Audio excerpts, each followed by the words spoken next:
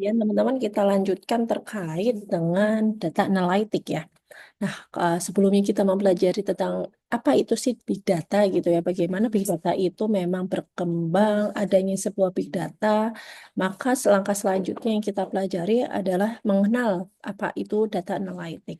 Nah, data analitik itu sendiri teman-teman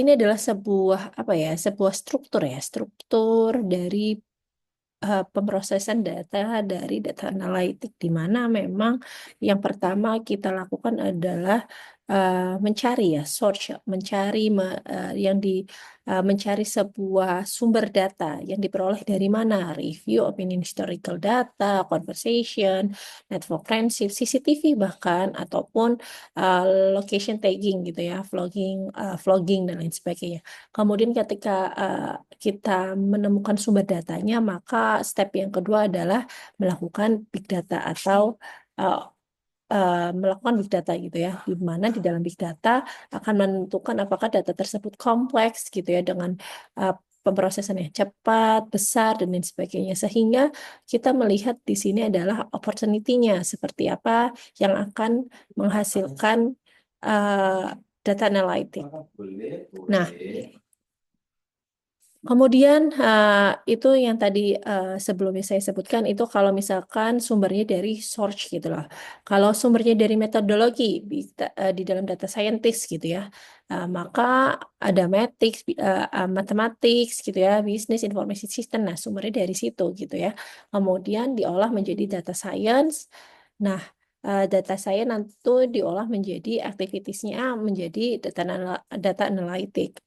Nah, kemudian jadi memang yang pertama sumbernya itu ada dua. Kalau big data sumbernya dari uh, data-data yang diperoleh dari aktivitas manusia. Kalau science, data-data yang sumbernya memang dari sebuah metodologi, matrix, business atau information yang nantinya di keduanya itu diolah menjadi data analytic.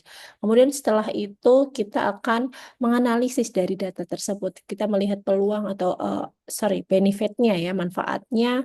Kemudian kita menggunakan social computing, kemudian kita akan mengaplikasikannya dari sebuah insight yang ada. Nah, 80% yang perlu teman-teman ketahui adalah 80% big data itu adalah jenis data yang unstruktur, yaitu unstruktur adalah bagian dari potongan-potongan data gitu ya. Contohnya misalkan dari sebuah sosmed dan lain sebagainya. Nah, big data teman-teman yang tadi saya bilang 80% big data itu diperoleh unstruktur atau potongan dari sebuah data, yaitu dengan contohnya misalkan dari sosmed, nah 20%-nya terstruktur. Nah, ketika kita berbicara data, big data, maka big data itu datanya bermacam-macam gitu ya. Kita bilang bahwasanya big data adalah data yang besar, data yang bermacam-macam gitu ya. Kemudian kecepatan pemrosesannya juga cepat dan lain sebagainya.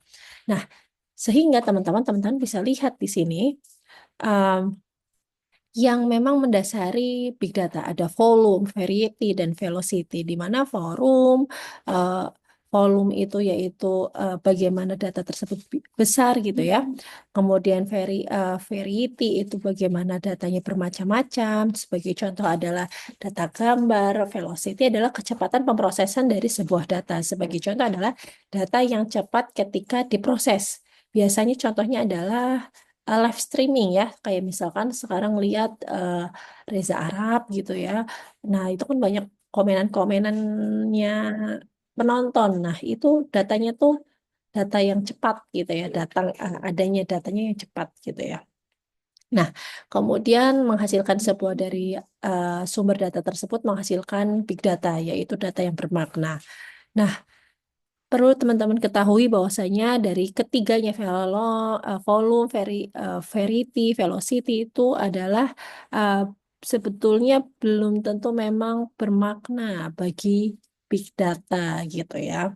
Nah, kemudian dari big data maka akan diproses menjadi data kontekstual atau data besar. Sehingga teman-teman ketika sudah menjadi veracity, data kontekstual atau datanya besar, maka kita bisa melihat seberapa besar sih data tersebut itu bermakna, kita bisa melihat pemaknaan dari data itu sendiri.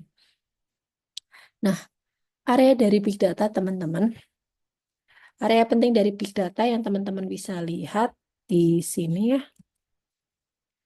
Nah, yaitu ada Big Data Analytics, Big Data Engineering, Big Data Management, di mana memang ketiganya yaitu uh, sebuah area penting dari uh, pemrosesan dari sebuah Big Data, di mana Big Data Analytics ini adalah sebuah proses pembuatan data dari model ya.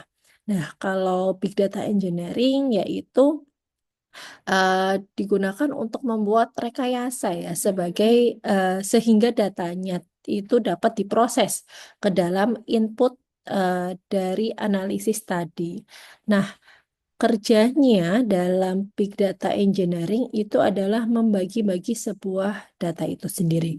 Sedangkan jika Big Data Management yaitu memang yang dimana yang mana memang big data itu cara berguna gitu pemrosesan datanya dengan cara menggabungkan data-data yang sebelumnya tadi gitu.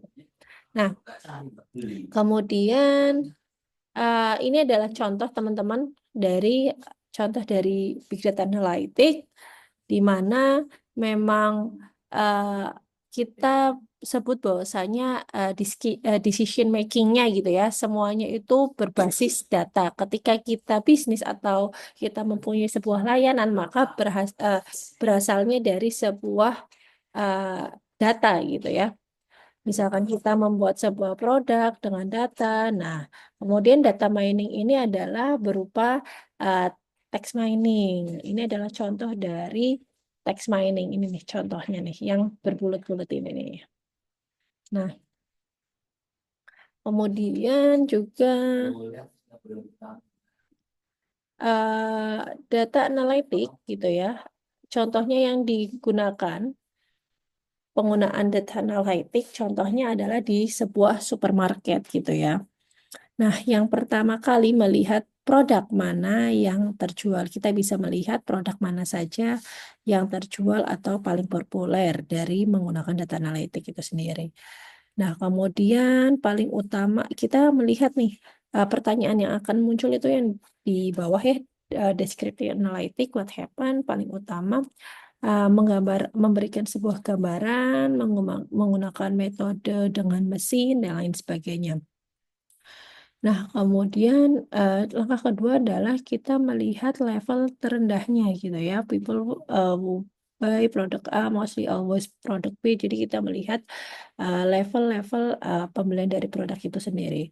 Kemudian yang ketiga tentunya kita akan mencapai tujuan tertentu dengan kita melihat bagaimana giving recommendation what product by based on your profile.